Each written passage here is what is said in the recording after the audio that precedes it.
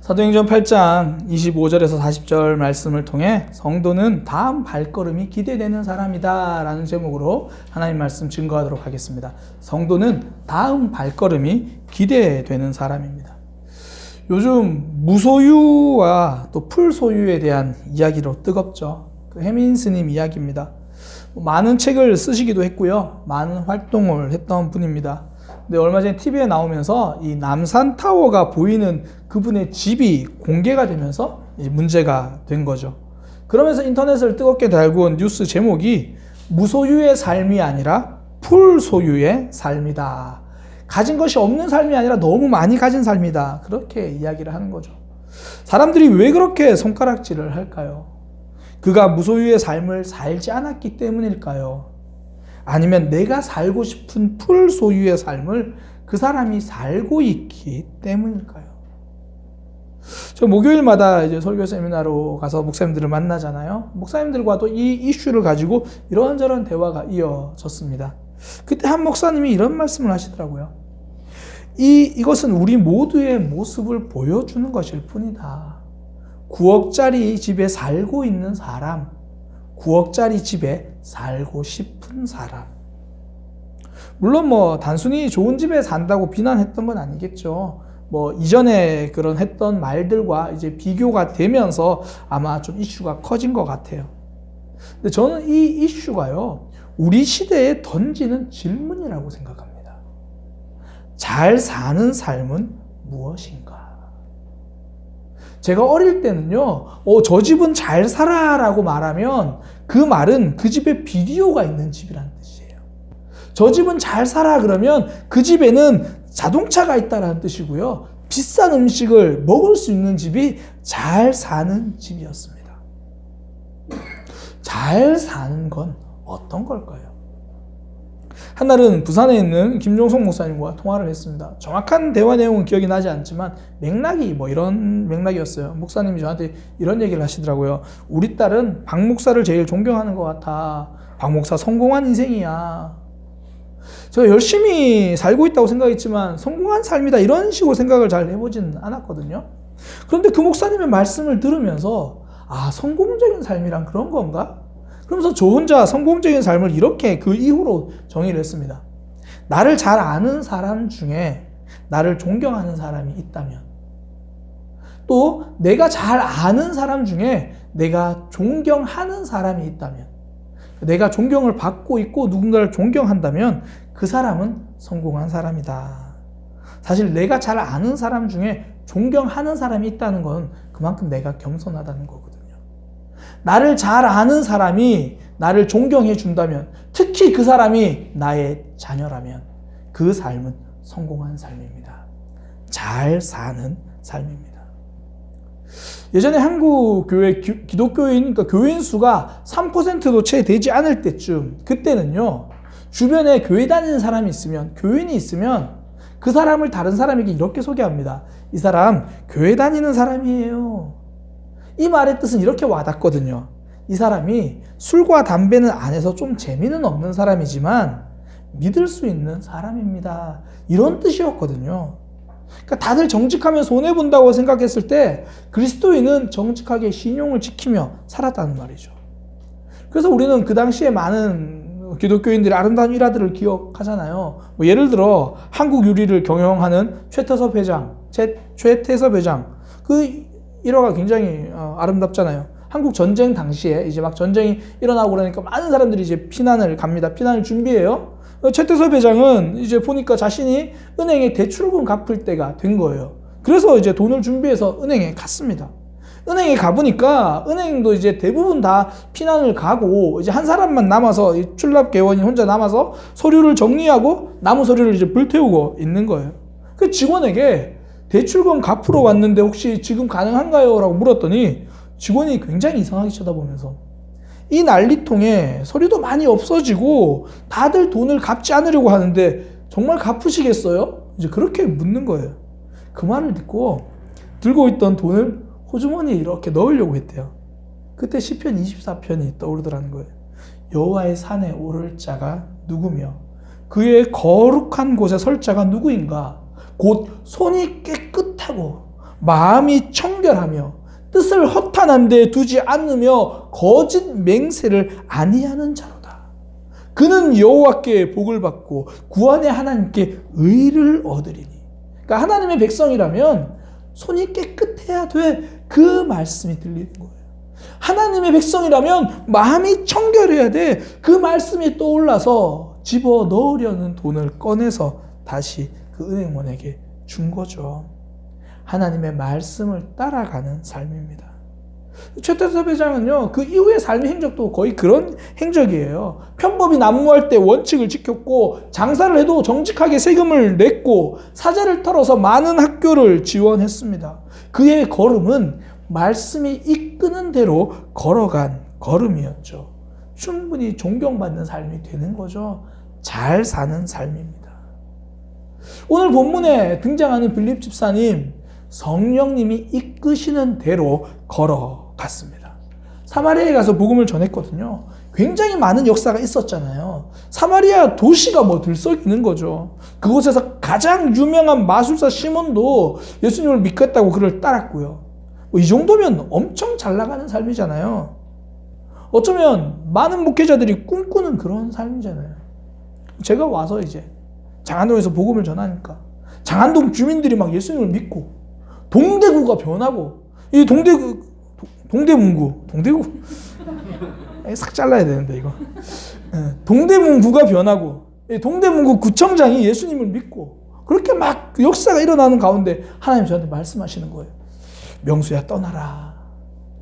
남쪽으로 가서 예루살렘과 가사로 내려가는 그 길 있지? 그 길로 가라.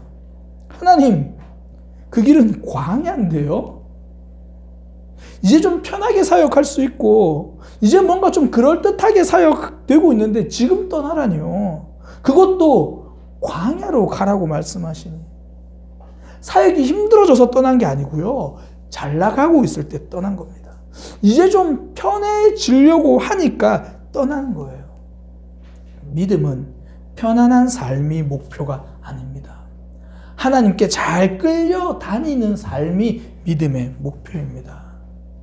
그렇게 하나님께 성령에 이끌려서 그는 이 광야로 갔거든요. 그러다 보니까 에티오피아 재무부 장관이 타고 있는 마차를 만나요. 뭐 우리나라로 말하면 경제부총리 좀 되는 사람입니다. 근데 그 마차 안에서 성경이 있는 소리가 들리는 거예요. 그때 또 성령님이 주시는 말씀, 저 마차에 가까이 가라. 아니, 경제부총리쯤 되는 사람이 가는 마차 행렬이 대단할 거 아니에요. 그 곁으로 가래요. 성경에 보면 참 재밌게 표현해요. 달려갔대요. 그러니까 마차를 쫓아가느라 막 달려가는 거죠. 달려가면서 말을 건네는 겁니다. 저기요, 혹시 읽고 계신 내용 무슨 말인지 아시겠어요?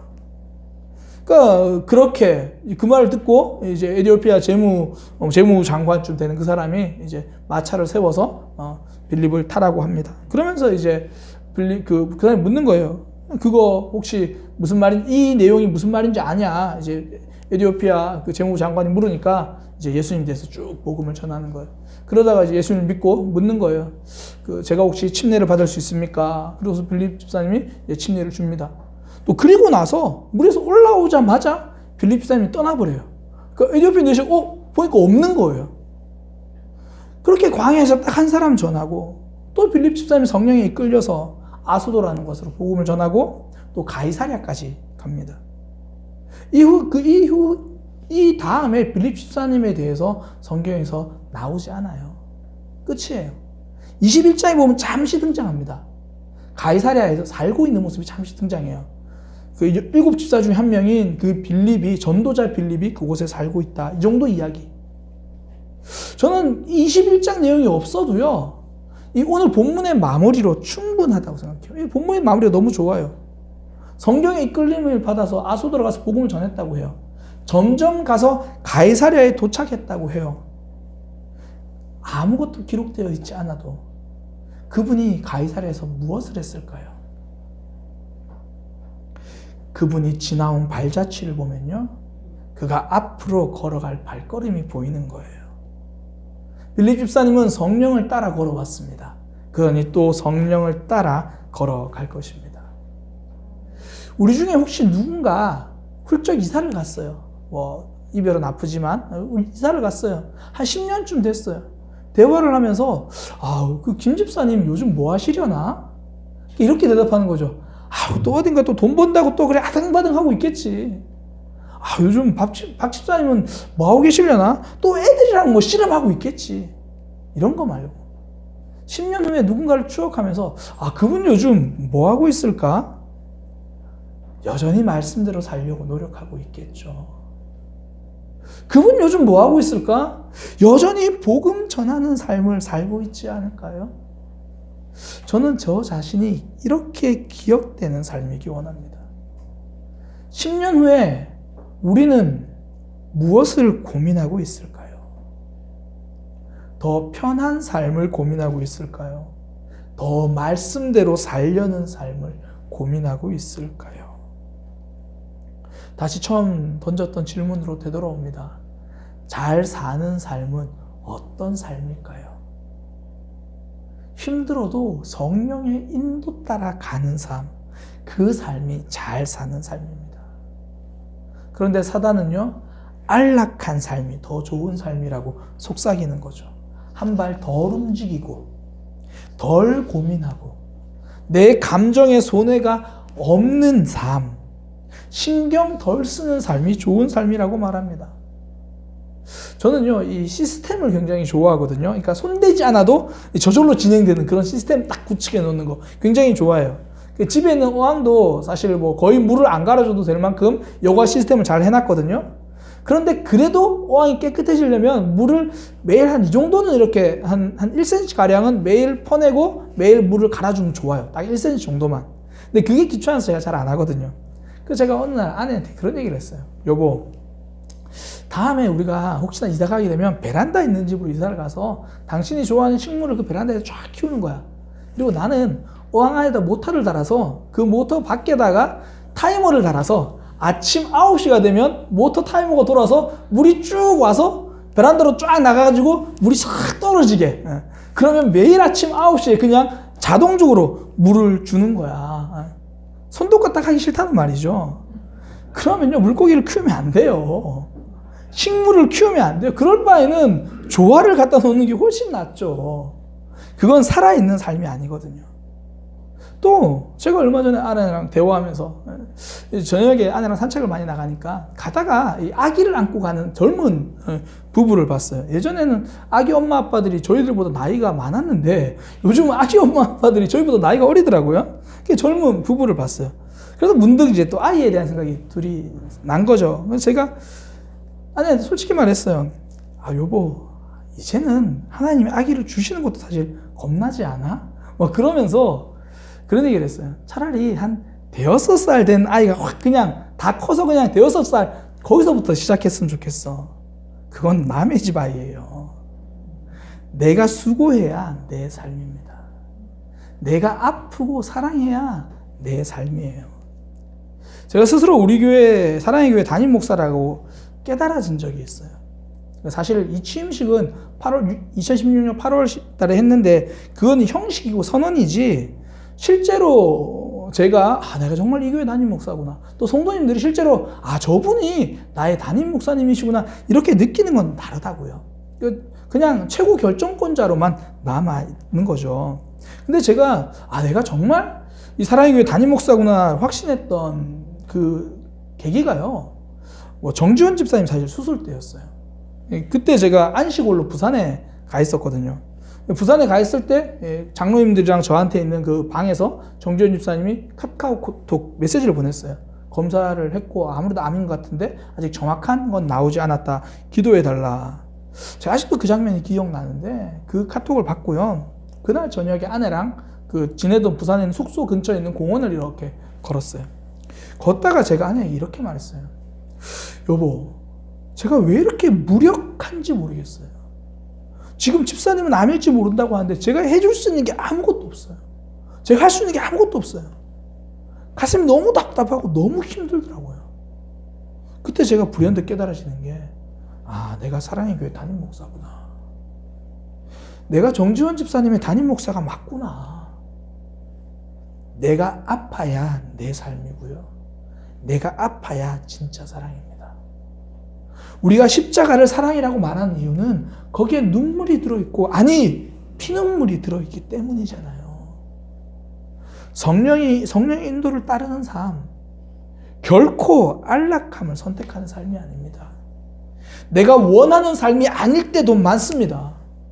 빌립 집사님처럼 광야로 내몰리기로 하는 거죠. 열심히 전해서 그래도 영향력 있는 사람처럼 보이는 그 사람 전도에서 침례까지 받고 나서 제대로 인사도 못하고 떠나야 할지도 모르는 그런 삶이에요.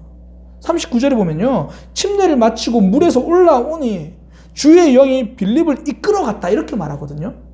여기서 이끌어갔다라는 이 표현의 원어 하르파세는요, 빼앗아가다, 잡아채가다 그런 말이에요. 그러니까 성령이 빌립 집사님을 납치해 간 거예요. 잡아채 간 거라고요.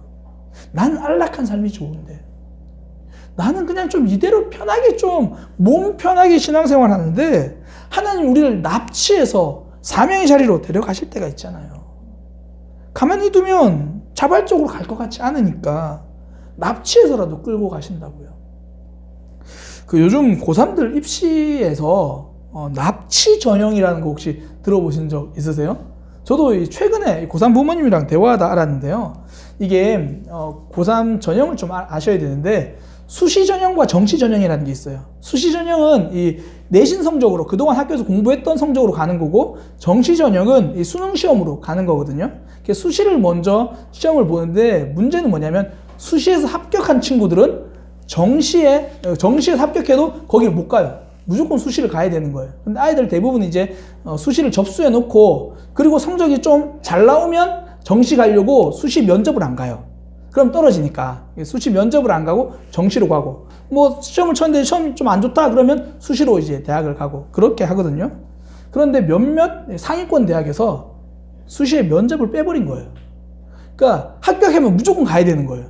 그러니까 예를 들어 내가 이제 우리 아이들이 실력이 그러니까 성균관대를 이제 지원을 했어요. 안정적으로 지원을 했는데 수능 성적 잘 나오면 만점 나오면 서울대 가야지. 그런데 성균관대는 납치 전형이에요. 면접이 없어요. 걱정되시죠? 우리 아이들 성균관대로 납치될까봐. 이제 이런 거를 이제 납치 전형이라고 부르는 거예요. 그러니까 성적 좋은 아이들이 혹시나 더 상위권 대학, 그러니까 그 아이들을 잘 유치하기 위해서 면접을 없애버린 거예요. 납치 전형이에요. 근데 하나님이 우리의 삶을 납치 전형으로 데려가실 때가 굉장히 많아요.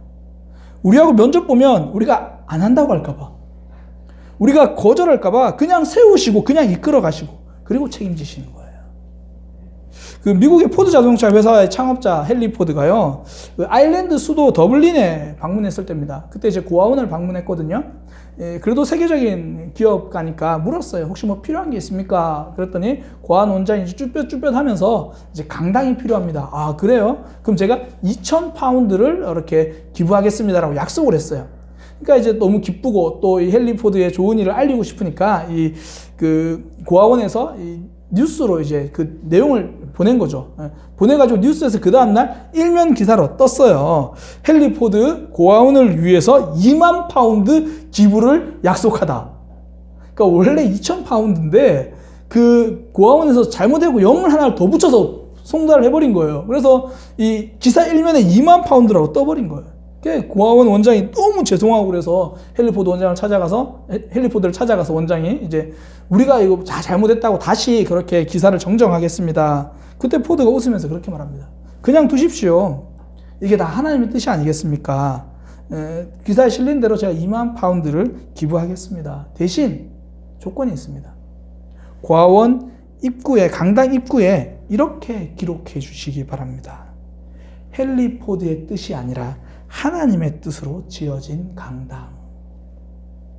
성도의 삶은요, 내 뜻으로 만들어진 삶이 아닙니다. 하나님의 뜻으로 만들어지는 삶이에요. 그러니까 우리 중에도 납치 전형으로 구원받으신 분들 있죠. 하나님이 아무리 복음을 전해도 설득해도 하나님 앞으로 안 나오니까 어쩔 수 없는 상황을 만들어 주셔가지고 하나님 말고는 답이 없어가지고 그 내몰린 상황에서 구원으로 납치된 분들 있잖아요. 하나님이 그 후에 남은 삶을 책임지시잖아요. 이 빌립의 삶이 그랬거든요. 처음에 사마리아에 도착했을 때요, 하나님이 그를 인도하셨잖아요. 그런데 사마리아로 가게 된 과정을 보면 박해 때문에 갔습니다. 핍박 때문에 이 스데반 집사님이 순교해서 그래서 갔거든요. 어쩌면 정말 예루살렘을 떠나기 싫었는지도 모릅니다. 스데반 집사님과 빌립 집사님은 같이 집사님으로 세워진 사람입니다. 같이 기도했고 같이 일했고 같이 눈물을 흘렸던 그 스데반 집사님이 지금 순교한 거예요. 어쩌면 빌립 집사님은 내가 죽었어야 하는데 라고 후회하고 있을지도 모릅니다. 어쩌면 하나님이 원망스럽고 많이 지쳐 있을지도 모릅니다.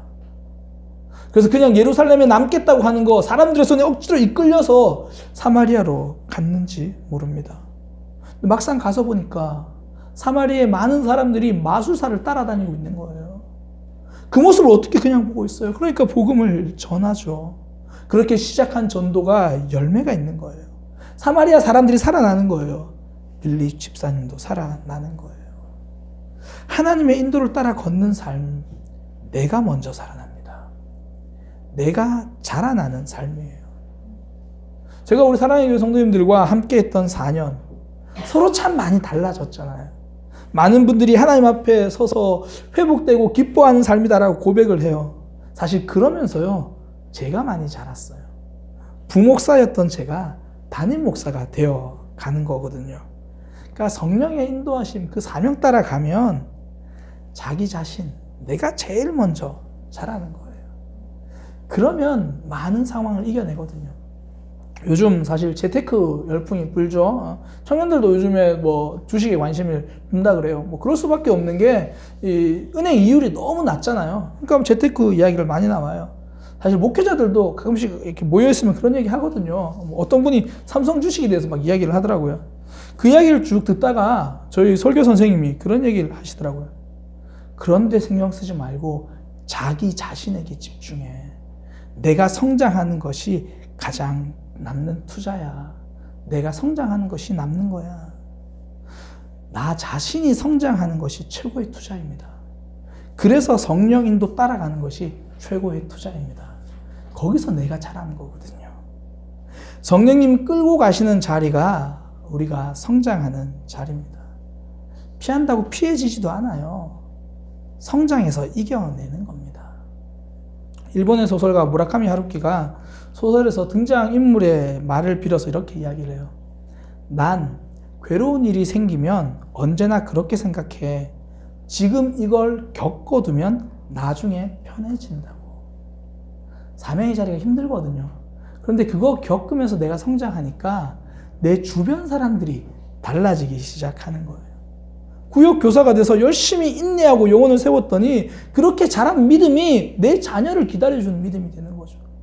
어떤 청년 교사는 그렇게 이야기를 하더라고요. 그 구역 식구들, 구역 원들을 품고 기도하고 사랑했더니 정작 학교 친구들을 만나서 영향력을 드러내는 모습으로 자신이 달라져 있다고 고백을 하는 거예요. 내가 자라는 동안 내 주변이 아름다워지는 거예요. 내가 성장하는 동안 변화되는 만남이 생기는 거죠. 빌립 보세요. 마술사 시몬이 복음을 들었습니다. 마술을 따라가던 사람들이 예수를 따라가는 사람이 되었습니다. 그가 광야로 들어가자 에디오피아가 변했습니다. 그를 만난 사람이 변했습니다.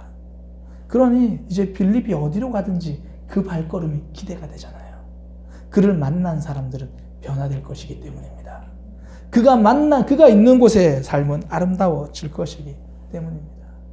성령을 따라가는 삶 힘들고 어려워요. 그러나 그곳에서 변화가 있는 거거든요. 오늘 이런 말씀을 가장 좀 잘 가사를 담은 그 찬양이 있어요. 그 주의 십자가 지고라는 찬양인데 사실 제가 이 찬양을 그 부교육자 시절에 아내랑 좀 자주 불렀어요. 집에 있다가 가끔씩 부르기도 하고 운전하다가 이렇게 불러요. 가사가 이래요. 오늘 설교 내용을 잘 담고 있는데 주의 십자가 지고 나 그곳에 가리니 땅의 모든 끝이 기근이라도 주님 그곳에 나 보내셨으니 주님의 뜻 구하며 찬양하리라. 주의 영광을 위해서 나 그곳에 가리니 주님의 손이 나를 보호하시네. 내 삶은 나그네 삶이니 주 오실 날 바라며 선포하겠다. 주의 십자가 그 땅에 꽂으며 주의 이름으로 침례를 주고 내 영혼 살아도 주를 위하고 죽어도 주를 위한 것이니 부교육자 때요. 가끔씩 아내랑 둘이서 어디 갈 때 운전할 때 있으면 정말 뜨겁게 불렀어요. 막 눈물 흘리면서 불렸거든요. 근데 요즘은요. 자신이 없어요. 두려워요. 진짜 기근 있는 곳으로 보내실까봐. 진짜 힘든 상황으로 보내실까봐. 그런데도 불구하고 이 찬양을 아직도 제 마음속에서 놓지 못하는 이유는요. 하나님 책임지시기 때문입니다. 내가 잘하고 그 일을 통해서 내 주변이 아름답게 되기 때문입니다. 혜민 스님 사태를 통해 세상은 우리에게 질문을 던집니다. 잘 사는 삶은 무엇인가? 더 가진 삶, 안락한 삶이 아니라 성령을 따라가는 삶입니다. 내가 아파야 내 삶이고요. 내가 아파야 진짜 사랑입니다. 수고해야 내가 잘합니다. 그리고 그 삶은 하나님이 책임져 주십니다. 힘들고 아파도 하나님 우리를 납치하듯이 사명의 자리로 던져 놓으실 때가 있잖아요. 던져 놓으신 게 아니라 책임져 주시는 거예요. 이끌어 주시는 겁니다. 저는 성령의 인도받는 삶이 편한 삶이라고 이야기하지 못하겠습니다. 그러나 아름다운 만남을 만들어 가실 겁니다. 우리 함께 그 길을 걸어갔으면 좋겠습니다. 우리 이 찬양하면서 우리 그 마음을 다시 되새겼으면 좋겠습니다.